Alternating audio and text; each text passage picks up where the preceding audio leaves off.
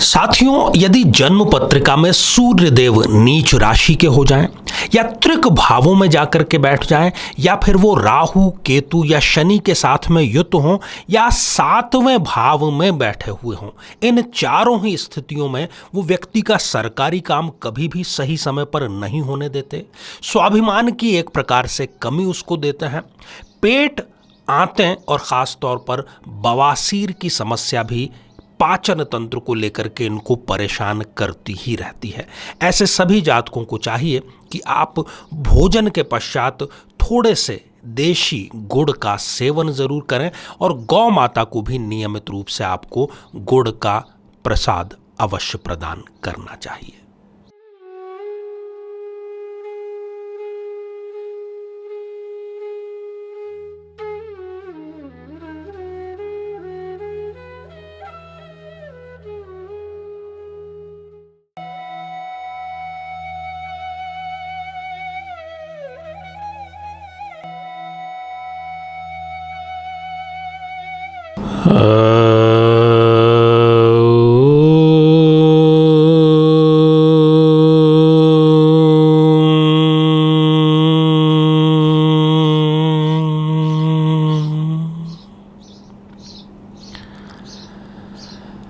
मेरे बहुत ही प्रिय और बेहद सम्मानित साथियों, हृदय की असीम गहराइयों से अभिनंदन, बहुत बहुत हार्दिक स्वागत।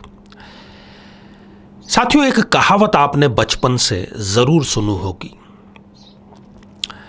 कि सूर्य को दिया नहीं दिखाया जा सकता, या बातचीत में हम इसका प्रयोग भी करते हैं कि आपके लिए ऐसा करना या फला व्यक्ति के लिए इस प्रकार का कृत्य करना सूर्य को दिया दिखाने के समान है।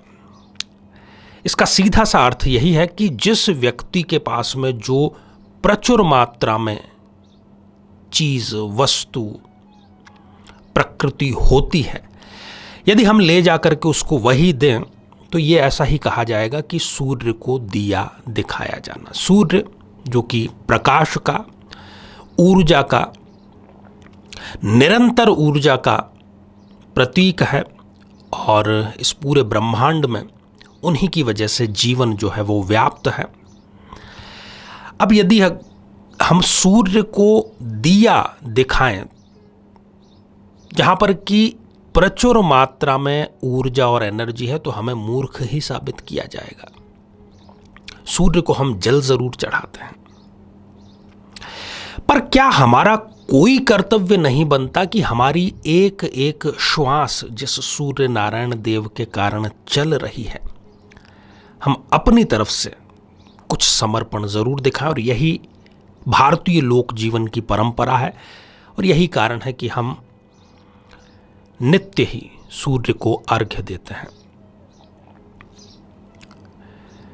एक मन में इच्छा जरूर रहती है कि जो भी कृत्य किया जाए वो सही तरीके से किया जाए। आमतौर पर मैं लोगों से पूछता भी हूँ तो कई लोगों का उत्तर होता है कि आचार्य जी, हम सुबह 9 बजे, कई लोग 10 बजे तक सूर्य को जल समर्पित करते हैं। उनसे मेरा एक सीधा सा प्रश्न ये रहता है कि यदि आपके घर में कोई मेहमान आते हैं तो उस मेहमान के आ जाने के 2-3 घंटे के बाद में क्या आप उनसे पानी के लिए, चाय के लिए पूछते हैं, या उनका अभिवादन आप कब करते हैं? उनका उत्तर होता है तुरंत ही करते हैं, जैसे ही वो मुख्य द्वार से प्रवेश कर जाते हैं तभी करना होता है। तो सूर्य की आराधना भी केवल तभी की जाती है। साथियों, आज के इस एपिसोड में मैं 9 ऐसे बिंदुओं पर चर्चा करने जा रहा हूं, और आपने टाइटल देखा होगा, पढ़ा होगा कि सूर्य उपासना इन 9 बातों के बिना अधूरी है, व्यर्थ है, किसी काम की नहीं है। तो एक एक करके उन 9 बिंदुओं पर हम चर्चा करेंगे। और अब आगे से यदि आप, मैं समझता हूं कि आप करते ही होंगे, यदि आप सूर्य उपासना, सूर्य आराधना करते हैं तो इन 9 बिंदुओं को गांठ बांध करके रखें। एक भी बिंदु यदि स्किप होता है तो कहीं ना कहीं आप शास्त्र सम्मत सूर्य आराधना नहीं कर रहे। मन मर्जी से कर रहे हैं। एक जन्म पत्रिका पर पहले थोड़ा सा दृष्टिपात कर लेते हैं ताकि ये जान सकें कि सूर्य बहुत ज़्यादा प्रताड़ित कब और किन व्यक्तियों को करता है। साथियों, जन्म पत्रिका में जहां कहीं पर भी 7 नंबर का अंक लिखा हो, उस अंक के साथ में यदि सूर्य देव हैं तो सूर्य यहां पर नीच राशि के हो जाते हैं। दूसरा, यदि सूर्य नारायण जन्म पत्रिका के त्रिक भावों में विराजमान हो जाएं, यह भी अच्छा नहीं माना गया है। यदि जन्म पत्रिका में कहीं पर भी सूर्य नारायण राहु, केतु या शनि इनके साथ में विराजमान हो जाएं, बिल्कुल भी ठीक या अच्छा नहीं माना गया है। खासतौर पर सप्तम भाव में सूर्य प्रायः दाम्पत्य जीवन में कलह देते हैं। पेट, पाचन तंत्र और पाइल्स, बवासीर की समस्या, आंतों की समस्या जरूर देते हैं। सरकारी कार्य इनका नहीं हो पाता। आसान से आसान सरकारी कार्य इनका कई बार चक्कर लगाने के बाद में होता है या कई बार वो भी नहीं हो पाता। स्वाभिमान की कमी ये दे देता है और इस प्रकार से सरकार से रिलेटेड, पेट से रिलेटेड, हृदय से रिलेटेड ये सारे कार्य देता है। सिर के जो बाल हैं वो भी बहुत जल्दी इनके झड़ जाते हैं समय से पहले ही। तो आइए जानते हैं कि ऐसे सभी लोगों को और सामान्य जनों को भी कौन सी वो 9 बातें हैं जिनको गांठ बांध ही लेना चाहिए। सबसे पहली बात, जिसकी अभी मैंने इशारों में चर्चा की, यदि आप सूर्य नारायण का स्वागत करना चाहते हैं, उनका आशीर्वाद चाहते हैं, तो उनसे पूर्व आपको उठना होगा। घर पे आपके मेहमान आने वाले हैं और वो दरवाज़ा बजा करके आपको उठाने का कार्य कर रहे हैं, ये शर्मिंदा होने वाली बात है।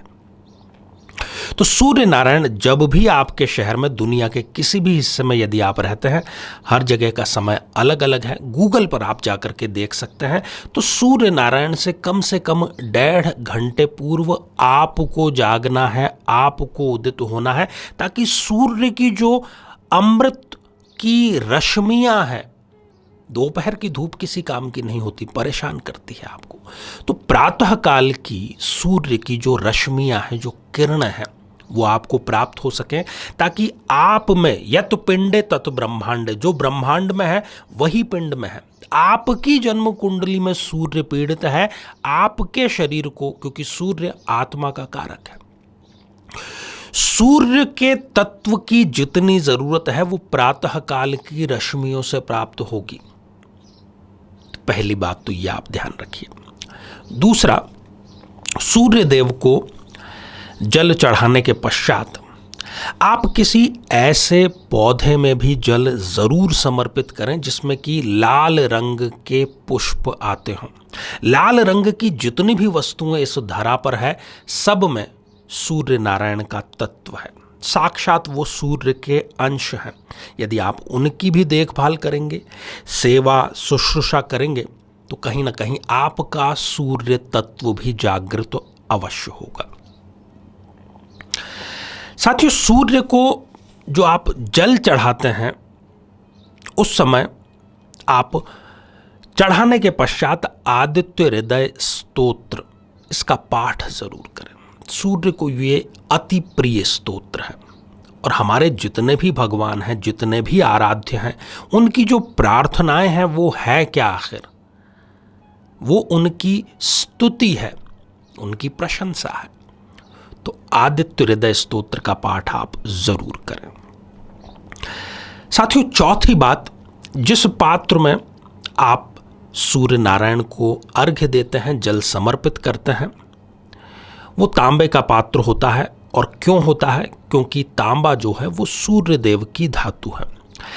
आपको भी एक नियम बनाना है कि इस दिनचर्या के साथ में जब आप सोने जाते हैं तो अपने दाहिनी तरफ तांबे के किसी पात्र में, लोटे में, जग में, किसी अन्य पात्र में जल भर करके रख लें और सुबह उठते ही उस जल का आप सेवन करें।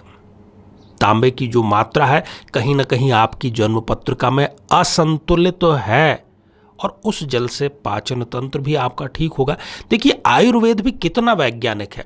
आप सबको पता है कि यदि पेट की पाचन तंत्र की कोई समस्या है तो रात भर तांबे के बर्तन में रखा गया जो जल है उसका सुबह उठते ही सेवन करना है, ताकि पाचन तंत्र, भोजन नली, आंतों तक की प्रक्षालन, साफ सफाई हो जाए।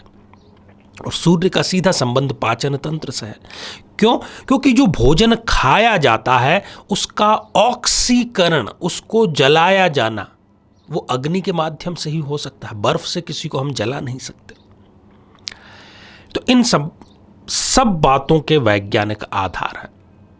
साथियों, जो 5वां बिंदु है वो ये है कि आप अपने दाहिने हाथ में तांबे का एक कड़ा रविवार के दिन प्राण प्रतिष्ठित अभिमंत्रित करा करके जरूर रखें, ताकि सूर्य तत्व की जो प्रधानता है वो सदैव आपके बनी रहेगी। दिन भर वो जो तांबे का कड़ा है वो सूर्य नारायण से किरणों के माध्यम से सूर्य तत्व आप तक पहुंचाने का कार्य करेगा। तो ये कार्य आपको जरूर करना चाहिए।